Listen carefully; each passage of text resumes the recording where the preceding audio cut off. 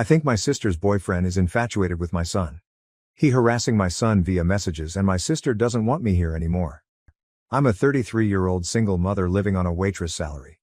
Times are tough right now, and due to unforeseen circumstances, I've had to move in with my sister for the past couple months.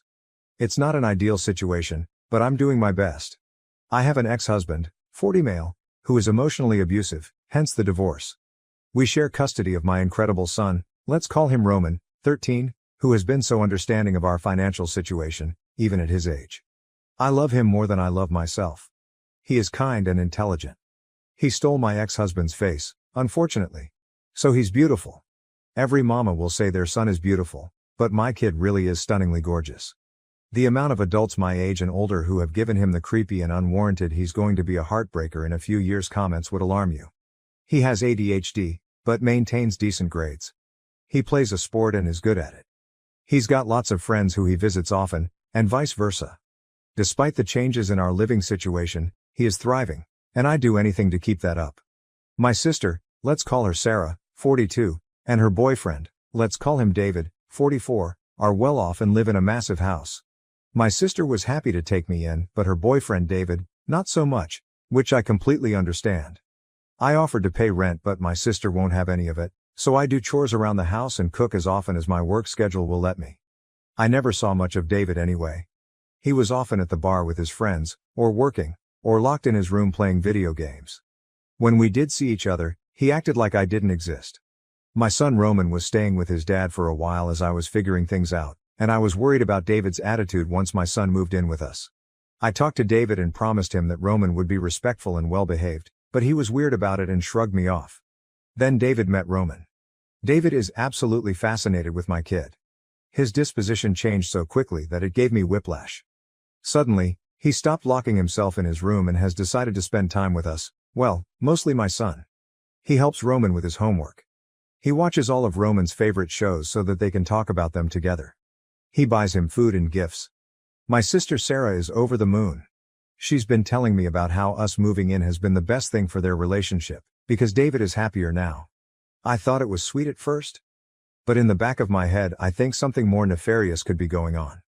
To paint a clearer picture, I've noted some other changes I've noticed that I can't decide whether they're innocent or not.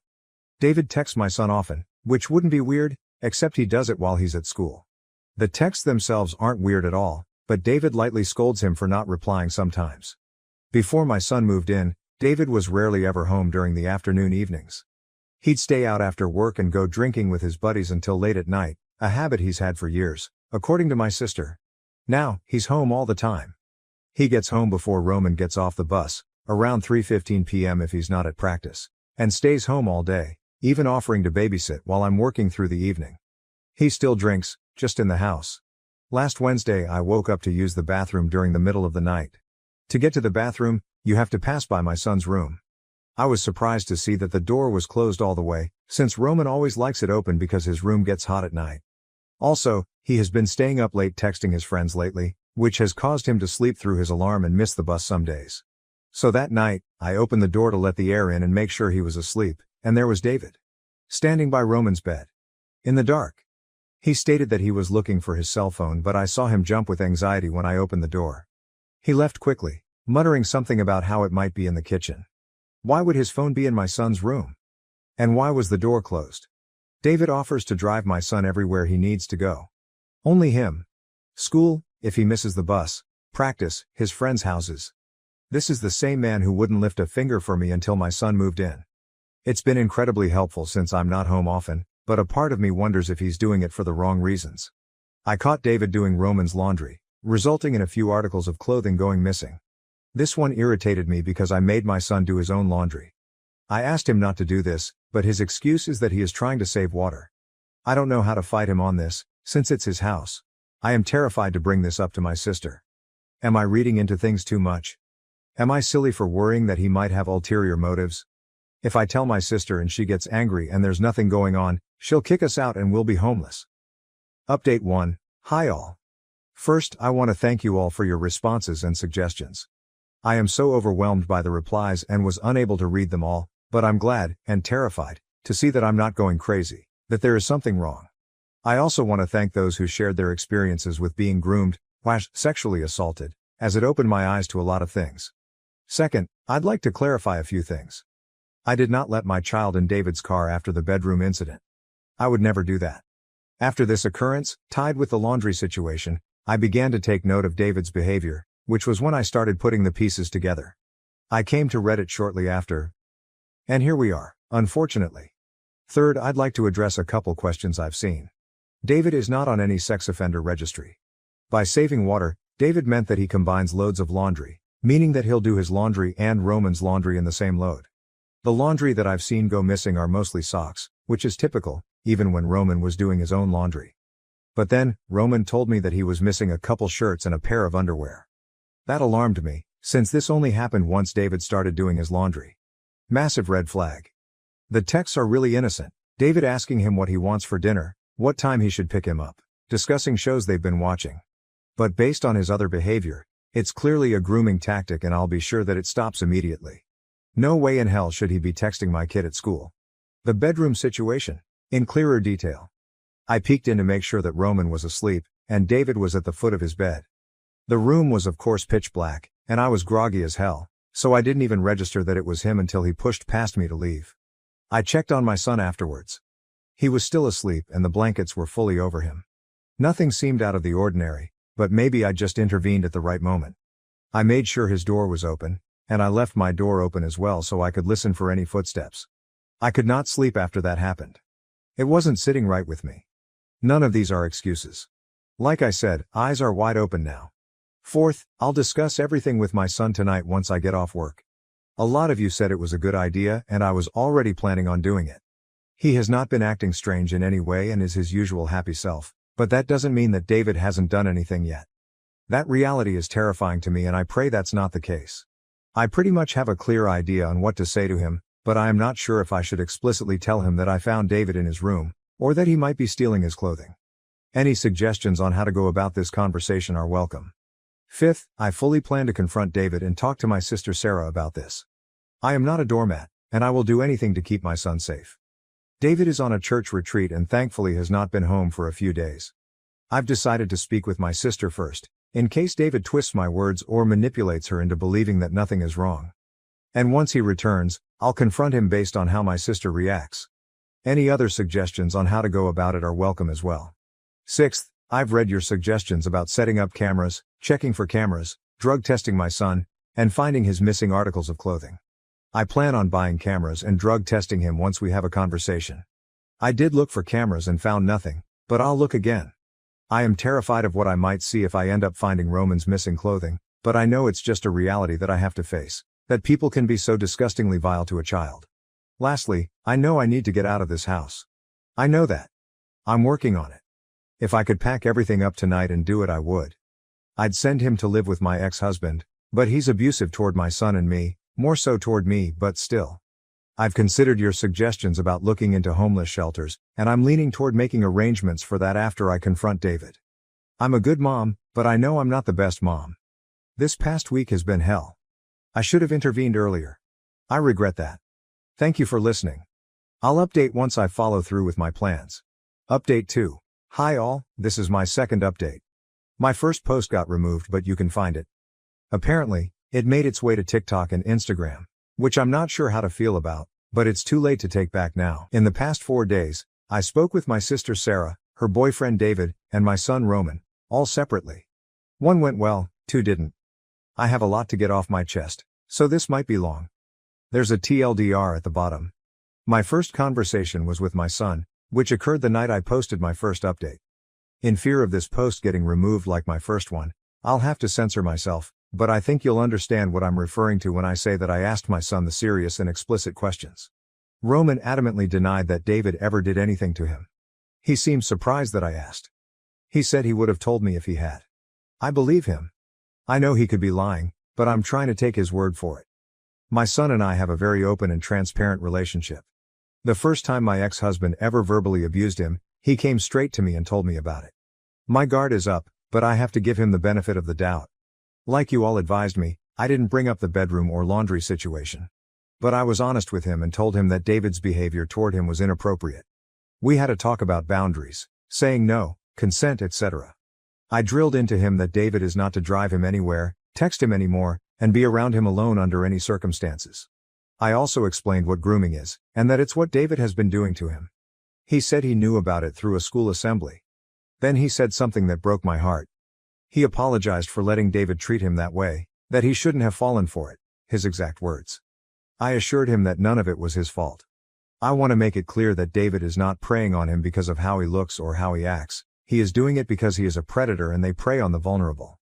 Honestly, I could tell that the conversation had left him a little shell-shocked. To know that the person you liked and trusted isn't who you thought he was would leave any kid rattled. For the entire rest of the night, he followed me around like a lost puppy. It did break my heart a little, to see him like that. But I don't want him to feel a false sense of security around David, so I have no regrets about it. Sarah was next. I knew it would turn into an argument before the conversation even began. It's always been that way with her. My sister is nice, but not kind.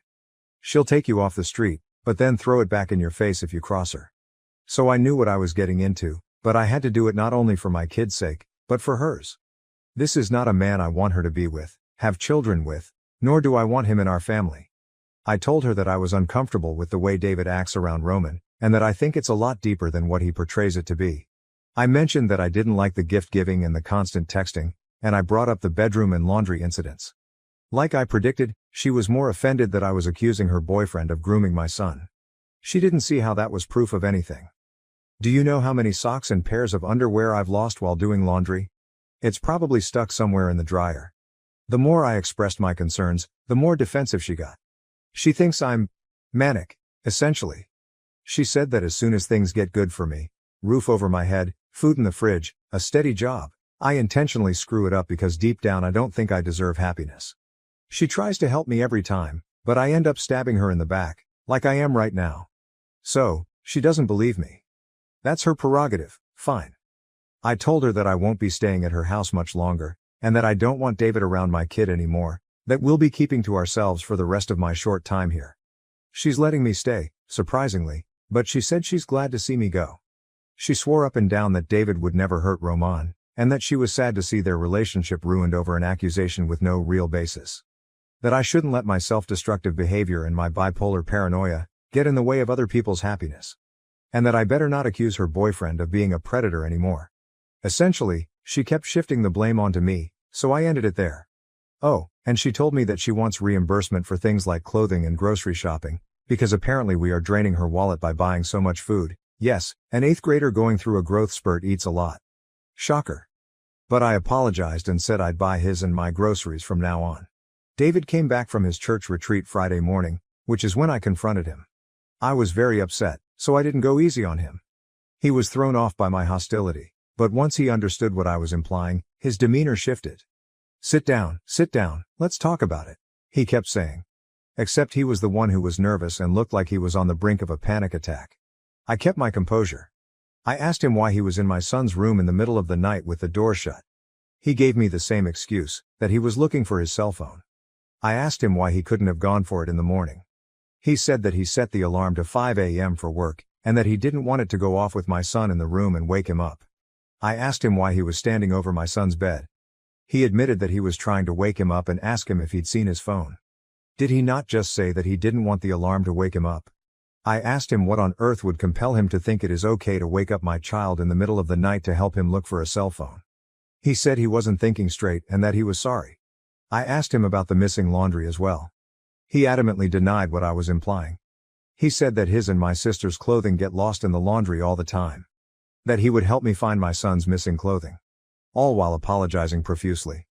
I'll admit, I was thrown off by how apologetic he was, and it made me a little soft. I thanked him for letting us stay in his house, and I apologized for not setting boundaries earlier, but I told him that from now on, I didn't feel comfortable with him being around my son. No more driving him places, buying him gifts, texting him, helping him with homework, doing his laundry, etc. I essentially told him that he is no longer allowed to be alone with my son or touch his things under any circumstances. He broke down in tears. He was hysterical. The thought of me believing that he is preying on my son made him miserable.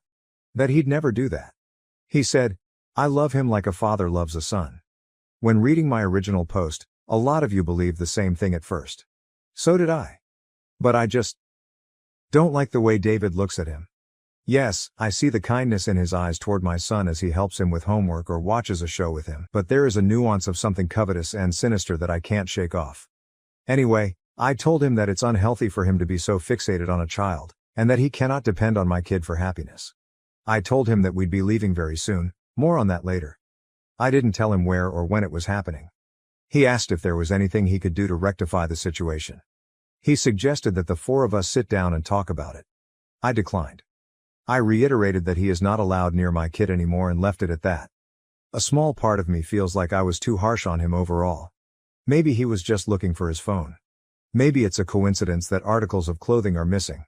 But he was on his knees, sobbing, like I had just pulled the rug out from underneath him. For a child he hasn't known for that long. I don't think he was devastated that I'd accused him of being a predator. He was devastated that I revoked his access to my child.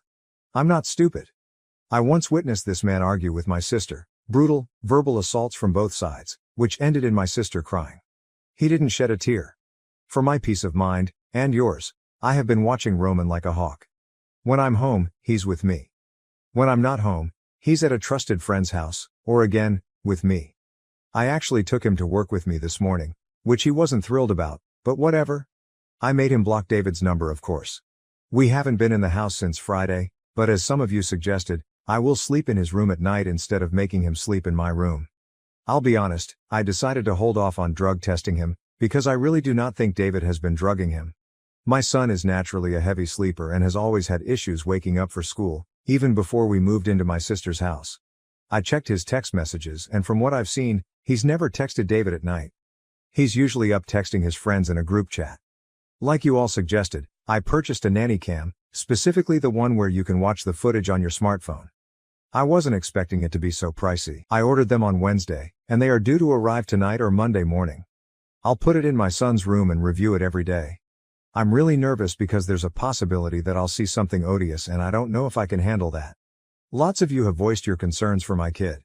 From what I've seen and from what he's told me, he's doing fine. We have been staying at a hotel for the weekend, now that David has returned from his church retreat. I wasn't taking any chances. $56 a night and a little sketchy, but I don't want to complain. Again, despite the situation, his mood has been a lot better than mine has. He thinks a motel is the same as a hotel, so to him, it's like we're on a mini vacation. It's mind-blowing how kids can be so resilient, even in the most unnerving situations. The majority of you have told me to go to a women's shelter. I looked into this, and while it's an option, the closest one to where I live is more than an hour away. I don't have a car. I can take the bus, my usual mode of transportation, but that disrupts his commute to school, and my commute to work. It's still winter and freezing cold where I live, so I'd rather watch him like a hawk than live on the street and subject him to the cold weather. And I'm not taking him back to my ex-husband's house. There's a reason why he left, and why I divorced him. Which brings me to some good news. I applied for public housing a long while back and I'm in the process of getting approved. They contacted me for documentation, which I submitted, and I got verified, so I think that's a good sign. I'm very fortunate, since I know waitlist can be long sometimes. I can't believe I'm holding it together so well, but I'm proud of myself. I think I'm doing everything I can. Thank you for listening. I'll update again shortly with hopefully better news. TLDR, currently at a motel after confronting sister and her boyfriend. Reactions were brutal. Son is safe and nothing bad has happened to him.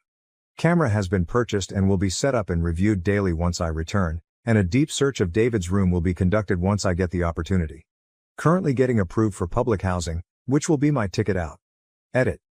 This goes without saying, but I will of course talk to my son before putting a camera in his room. Thank you for watching. If you haven't subscribed yet, please do so and hit the notification bell to stay updated with more shocking real-life stories happening around you.